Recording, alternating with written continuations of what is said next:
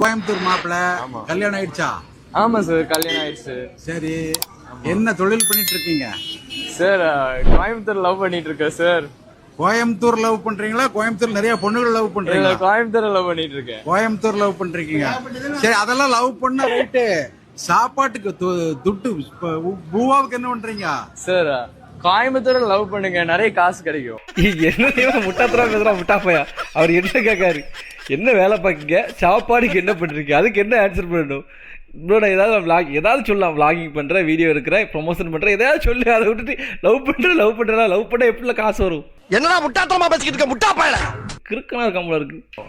Coimbatore love பண்ணாலும் நிறைய காசு கிடைக்குமா? ஆமா. பரவாயில்லையே. அப்ப எவனும் வேலைக்கு கோயம்புத்தூர்ல எவனும் வேலைக்கு போறது இல்ல. யாரும் கோயம்புத்தூர் நிறைய பேர் லவ் பண்றாங்க.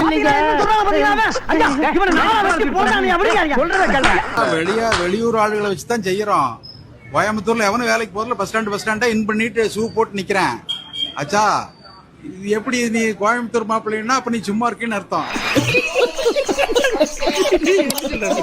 நீ சும்மா இருக்குன்னு அர்த்தம். கோயம்புத்தூர் மாப்பிள்ளை புழக்கப்பட்டார்.